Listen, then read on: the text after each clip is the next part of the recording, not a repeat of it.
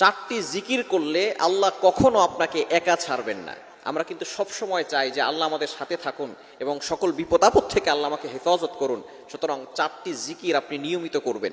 Number 1, 1 number হচ্ছে হাসবুনাল্লাহু ওয়া নি'মাল ওয়াকিল। এই দোয়াটা হচ্ছে পবিত্র কোরআনুল কারীমের অন্যতম একটি আয়াত। 4 নম্বর পারার 11 নম্বর পৃষ্ঠার 15 নম্বর লাইন সূরা আল ইমরানের 173 নম্বর আয়াতে আল্লাহ তাআলা এই ছোট্ট একটি আয়াতের কথা বলেছেন, হাসবুনাল্লাহু ওয়া নি'মাল ওয়াকিল। এই দোয়াটা আপনি নিয়মিত পড়ার চেষ্টা করবেন। 1 নম্বর আমল হচ্ছে এটা হযরত ইব্রাহিম আলাইহিস সালাম যখন কঠিন বিপদে পড়েছিলেন, নমরুদ যখন তাকে আগুনে নিক্ষেপ করেছিল, তখন ইব্রাহিম আলাইহিস সালাম এই দোয়াটি পড়েছিলেন, হাসবুনাল্লাহু ওয়া নি'মাল ওয়াকিল।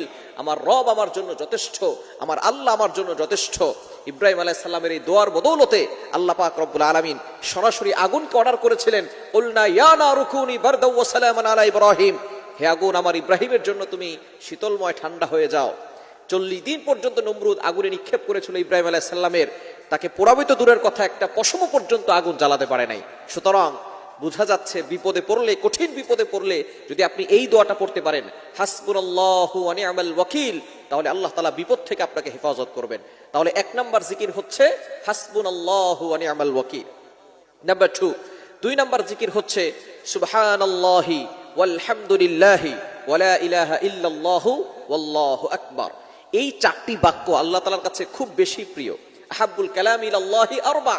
আল্লাহ তাআলার কাছে 4টি বাক্য সবচেয়ে বেশি প্রিয়। সেটা হচ্ছে সুবহানাল্লাহ, আলহামদুলিল্লাহ, লা ইলাহা ইল্লাল্লাহ, আল্লাহু আকবার। এই 4টি বাক্য বেশি বেশি পড়বেন।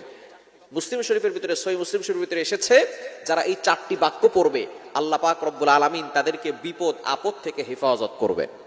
সুবহানাল্লাহ বিহামদি। সুতরাং আপনি 5 ওয়াক্ত নামাজের পরে 10 বার করে হলেও এই দোয়াগুলো পড়বেন। এবং একটি হাদিস রয়েছে 33 বার করে পড়া, সুবহানাল্লাহ 33 বার, আলহামদুলিল্লাহ 33 বার, আল্লাহু আকবার 33 বার, এবং চতুর্থ বারের সময় আপনি লা হাওলা ওয়ালা কুওয়াতা ইল্লা বিল্লাহিল আলিয়্যিল আযীম, লা ইলাহা ইল্লাল্লাহু ওয়াহদাহু লা শারীকা লা, লাহুল মুলকু ওয়া লাহুল হামদু ওয়া হুয়া আলা কুল্লি শাইইন কাদির, এটা পড়বেন। তবে অবশ্যই এই দোয়াগুলো আপনি বেশি বেশি পড়ার চেষ্টা করবেন। 2 নম্বরে সুবহানাল্লাহি ওয়ালহামদুলিল্লাহি ওয়া লা ইলাহা ইল্লাল্লাহু ওয়াল্লাহু আকবার। 3 নম্বর আমল হচ্ছে লা হাওলা ওয়ালা কুওয়াতা ইল্লা বিল্লাহ। এই হাদিসটির খুবই গুরুত্বপূর্ণ ফজিলত রয়েছে। এই আমলটি যারা করবেন আল্লাহ তাআলা তাদেরকে বিপদ আপদ থেকে হেফাজত করবেন। সহিহ মুসলিম শরীফ, আবু দাউদ শরীফ, তিরমিজি শরীফের ভিতরে রয়েছে। নবীজি সাল্লাল্লাহু আলাইহি ওয়াসাল্লাম জানিয়ে দিয়েছেন এরা হচ্ছে জান্নাতের ভান্ডার। যারা এই দোয়া পড়বে বিপদ থেকে আল্লাহ হেফাজত করবেন এবং আল্লাহ পাক রব্বুল আলামিন তাকে অভাব থেকে হেফাজত করবেন এবং আল্লাহ তাআলা তার দোয়াগুলো কবুল করবেন। সুতরাং 3 নম্বর আমল হচ্ছে লা হাওলা ওয়ালা কুওয়াতা ইল্লা বিল্লাহ। 4 নম্বর আমল হচ্ছে ইস্তেগফার।